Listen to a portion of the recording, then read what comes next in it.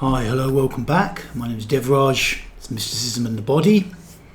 Let's get into it today. I want to talk about the Holy Guardian Angel, or if you like, a bit of a conversation on the concept of the Holy Guardian Angel, because we all have different minds and the way we consider things can be kind of different.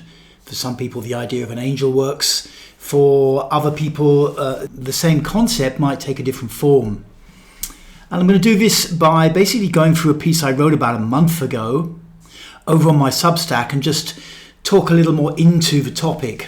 So really, since like the inception of the Golden Dawn back in the 1880s, and particularly with the work of Aleister Crowley, some 20, 30 years later, the idea of getting some support from what was envisioned as a holy guardian angel was very central to the process. The Golden Dawn had followed this kind of Rosicrucian model of like having 10 grades, which were imagined to be like in alignment with the Sephirah on the Tree of Life, Jewish Tree of Life. And when you got to Tiphereth, which was like 5 equals 6 on their grade system, you were meant to have achieved knowledge and conversation of the Holy Guardian Angel. And essentially this meant that you got your own kind of personal support. Here, from the Builders of the Adytum Esoteric Tarot deck, we see an image which probably is the closest to a Holy Guardian Angel. I think it's extremely close. Let's make him a little bit bigger. This is key 14, Temperance. It's really, it's Michael in many ways by some of the features he's got here. But what you'll see he's doing some interesting things here. He's pouring water onto a lion, which is a fire symbol. And he's dropping fire onto an eagle, which is a water symbol, Scorpio and Leo. Well, he's also, so that's kind of, this is his temperance function, you know. It's like a blacksmith working a piece of metal to try and get it to be really useful steel. You know, it needs tempering. So it needs successive bursts of heating and cooling. You know, this concept resonated with the esotericists, that you needed to be in some environment where you could get worked on, basically. What you'll also notice he's doing, which is kind of interesting, is he's got a foot on land and he's dipped a foot in the water. So that again, with this kind of, this significance to the idea of a holy guardian angel, he's kind of dipping down into the human realm to offer a bit of support. And the intimation is, you know, he might kind of dip out again as well. Perhaps as an invitation to follow him up to the next realm. So essentially what we're looking at here is the idea of support and guidance. And if I look at my own life, you know, I mean, and I think back to my childhood, and I was left by my original parents. I got adopted. I was in hospital a lot. There was a lot of bad stuff going on in the family and all of that. And I just consider that there's a lot of trauma in my early childhood. And it resulted in me, you know, having a very dysfunctional kind of life, but by normal standards, dropping out when I was 21, living on the street, being a squatter in North London for years, and totally immersed in subculture and then crime and stuff like this. And I think without quite a bit of support at some point coming in from likely some kind of extra dimensional source, who knows, you know, I would never have made it to any level of just decency as a human being, you know. So I absolutely consider that I needed a lot of support, and you know, and I'm very grateful that I got it, and I'm happy to try and support others or to try and support them to get their own support, if that makes sense, hopefully. So back to the HGA, as he's often called, the Holy Guardian Angel, you know, a lot of people would say, like I said, that you will not get very far without it. You know, you need this support because we live in a world that is mostly run by cultures, by countries, you know, and they're instrumentalizing us towards their own means, whether it's working or fighting for them or holding the right kind of propagandist memes in our minds for their geopolitical ambitions, you know. And this Holy Guardian Angel and this esoteric path, it's all about individuality. You know, mysticism, it's about individuality. It's about who you really are and developing that. You know, your culture is not going to do that for you. So you will need some support just to get out of the noise of everyday life. And furthermore, to help you on the journey up. So what really is the Holy Guardian Angel? I think it's Because it's easy to think that, Holy Guardian Angel is someone who looks after me. He looks over me, keeps me safe, and makes sure nothing bad happens to me. And to some degree, that might be a lesser one of his or her functions. But really what the Holy Guardian Angel is, as envisioned by these Western esoteric schools, is more of a kick-ass spiritual entity that's going to get on your case and give you challenges that you can meet if you really try hard.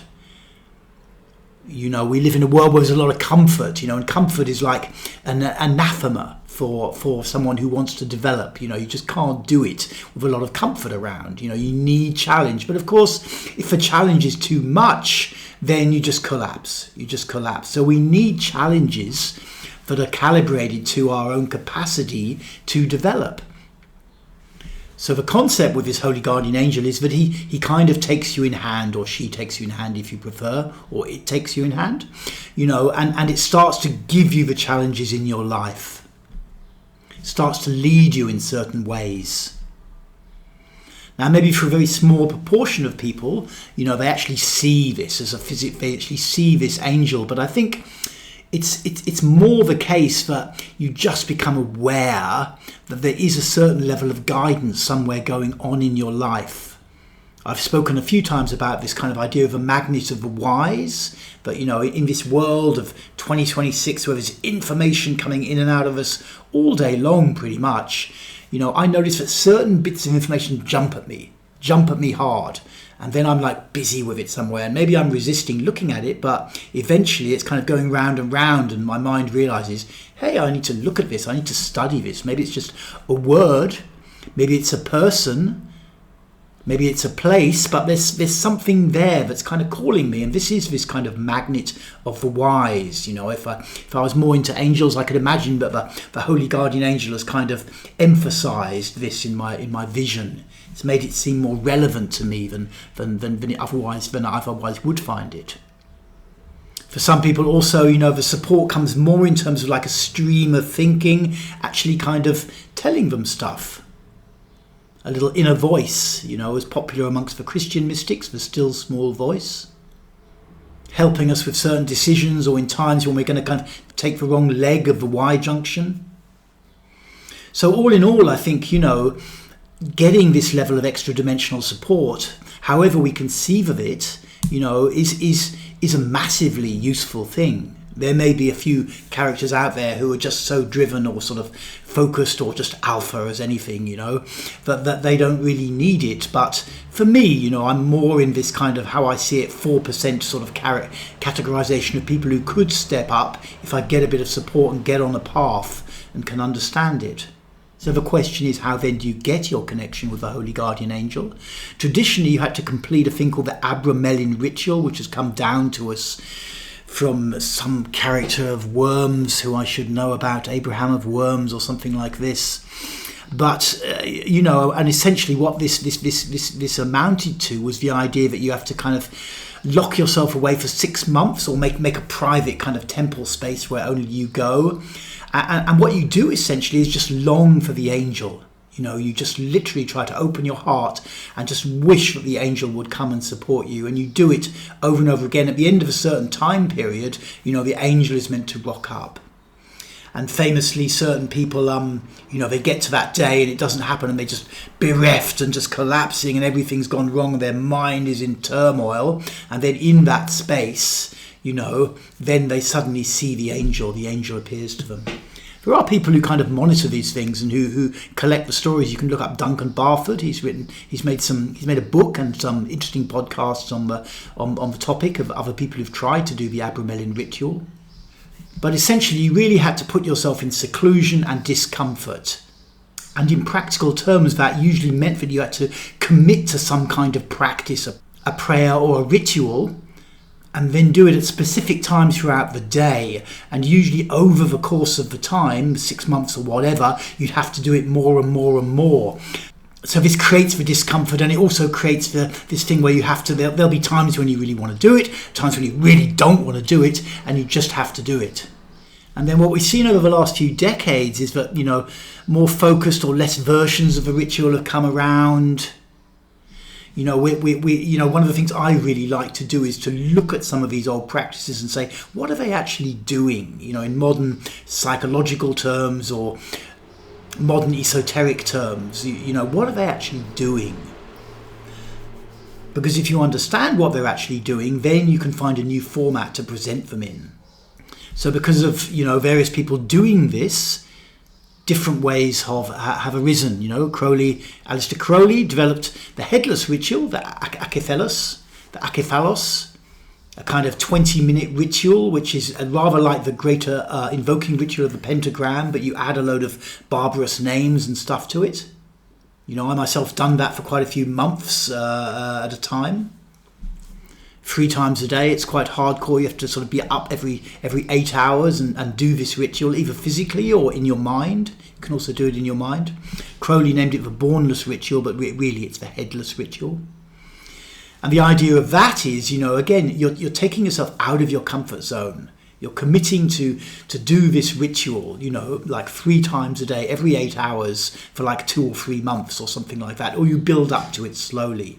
If you're interested in this, you can look for my book, The Headless Ritual, where I explain a 6-month process you can do with this, including a lot of body work and breath work that you do daily and stuff. For people who either want to get a connection to their holy guardian angel, or they just want to go deeper, you can commit to these you can commit to like a 6-month-long process journey without necessarily having to give up your job or never speak to your boyfriend or whatever. So you can look for that or other kind of versions of, more modern versions of this Abramelin ritual. And you can find a formulation of the headless ritual on my website, devraj.org.uk, from about a year or so ago, sometime in 2025, when I published the Headless Ritual book. I also put out the rituals in it. Now we can look at this idea, what if the Holy Guardian Angel actually isn't an angel after all? What if it's more an emergent property of the universe, one that is usually lost beneath the low signal-to-noise ratio of everyday life? And this is an idea I like. I'm not averse to angels, but I'm a bit of a male, rational type, so I'm not super into angels. So another way of formulating this would be to say, although our intellectual mind tends to see the world as a very rigid, rational kind of thing, maybe it actually isn't really like that. And there actually are potencies and powers in everyday experience that we're missing. That if we could get that the angel is kind of there behind the scenes sending us a signal, but there's so much noise around, we just never really managed to focus in on the signal. And that if we tried to do a few extra practices, or if we tried some stuff, we could get hold of the signal, we could tune into the signal and then get the support that we need. So one of the kind of approaches you could look at here would be to cultivate a series of practices, either daily and weekly, that can support you to tune into the signal, to somehow show, on one side it's to show your devotion as well, because if you are some kind of holy guardian angel behind the ether or whatever, you're not going to waste your time with someone who's just spaced out and drunk all the time or whatever, just partying, it's like, why bother? Why bother? They're not interested anyway. So from your side, if you want the connection, you obviously need to demonstrate a level of devotion, of discipline, of willingness to do what comes to you. So from your side, you can do that, and you can also commit to a load of like daily habits, which also take you deeper. They're functional in themselves, regardless of whether you want to or whether you succeed in getting your holy guardian angel in touch with you. I love this idea of daily habits. Traditionally, when I was brought up in the 60s and 70s, to get forward in life, you had to have goals. You had a goal and you kind of aim towards the goal. And there were times in my life when I absolutely did have goals, but also habits are super useful. There's a great book by an American guy, James Clear, called Atomic Habits, and this idea that you start to develop a certain level of discipline and you make daily habits, and you don't have to do more of the time. You might just start with doing something for 10 minutes a day. But by doing this, it kind of gives you self-respect. It shows you're not just spaced out and just working and collapsing or working and partying all the time. You've also got a level of discipline. It gives you self-respect. But it also allows you to go deeper. Habits that you have to do, because it's easy to do a practice when you feel like it, but doing it when you don't feel like it often is the most valuable time to do it. That will be, I would absolutely agree with that statement, and I'm pretty sure most people who are heavily into practices and habits would agree with it. There are times when you really don't want to do it, and your mind is coming up with 12 good excuses why you shouldn't, and you just do it because you've got the discipline, and that's when breakthroughs happen. Let's take a look at some of the possibilities that you could create for daily habits for yourselves. Meditation techniques. It's very useful sometimes to just learn meditation, whether it's soft focused meditation with your eyes open, just being present, kind of mindfulness stuff, or focused brow point meditation, eyes open or closed, trying to focus on the brow point, this kind of thing. Therapy generally to resolve childhood trauma that suck your attention and energy. The kind of work I do is more to do with expanding the sensation of a body through bioenergetics or breathwork practices. I think they will be useful. Prayer, some people are really into prayer. Just prayer, whether it's like a devotional kind of chant or something like this, or it's more about the words. You're really putting out a prayer regularly. A same prayer that you like or whatever, and you just go through it on a regular basis. Heartfelt longing, you can kind of include that in the prayer or whatever perhaps, but it's the backbone of the Abramelin technique, this feeling your heart and absolutely longing for the presence of the angel.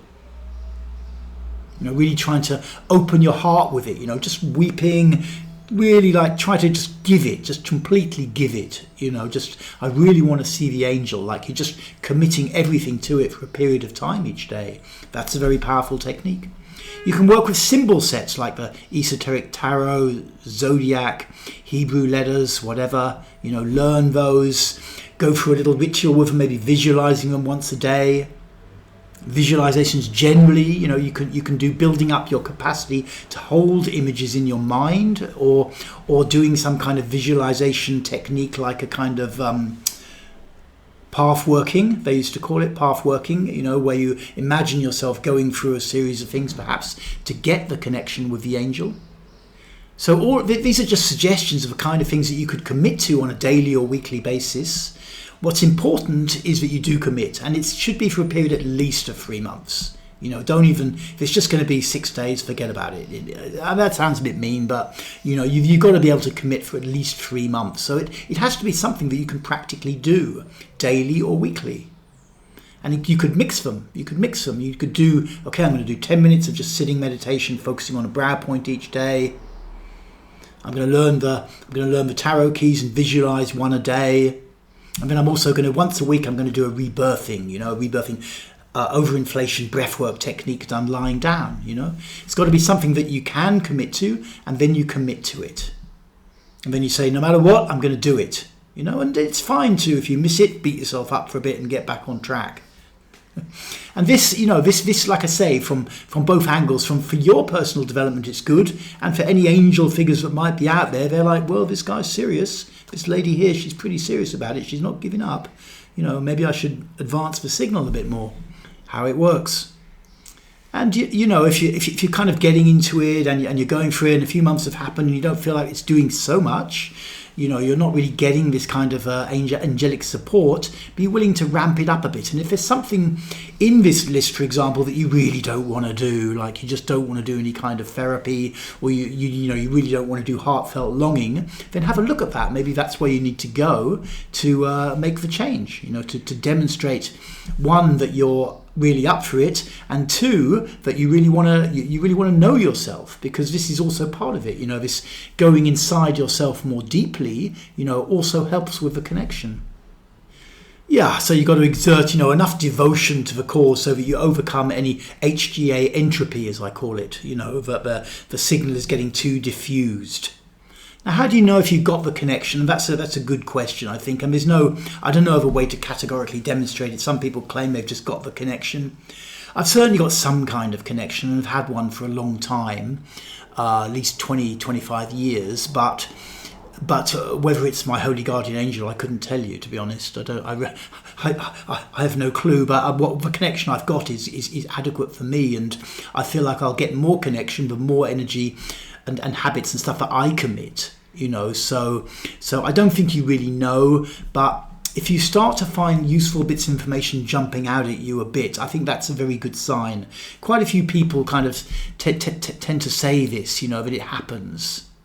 If you find you've got a bit more resolve and willpower and stuff like that, maybe that's a sign, or maybe it's just you committing more to your daily practices. It's hard to know. But really, it's a kind of, you're not going to lose. It's a win-win anyway. If you commit to these kind of practices for 3 months, 6 months, and then, say you come out of it and you don't feel like you've got the Holy Guardian Angel, you'll almost certainly have developed a lot more discipline. You'll have gone deeper inside yourself. You'll have resolved childhood stuff or whatever, and you've got some awesome practices that can take you deeper. So it's kind of a win-win anyway. And then finally, at the bottom of this piece of writing, I talk about the idea of a more decentralized Holy Guardian Angel. In fact, that was the title of the piece. And that relates to this concept that we are moving out of the old Piscean era, where we've been for a couple of thousand years, into the new Aquarian era. And this will be marked, slowly as the transition happens, by less hierarchical structures. In a sense, we're already seeing this a little bit in the spiritual scene with the kind of the way the guru thing is kind of collapsing, all these gurus being outed for dodgy behaviours, as well as the rise of social media, which with all the problems it creates, also creates an immensely kind of decentralised, very open information marketplace. And if you think about it, the Holy Guardian Angel concept is anyway kind of decentralized. You're one being and you get the connection to the Holy Guardian Angel. Even if we look back at the original kind of Golden Dawn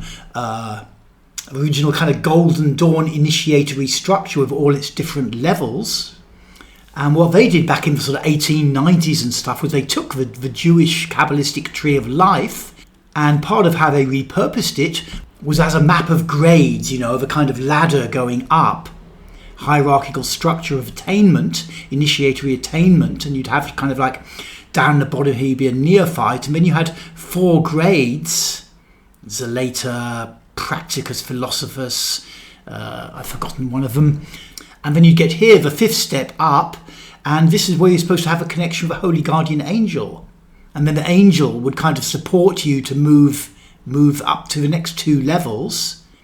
And then, like I showed in this picture earlier, let's have a look at the picture again.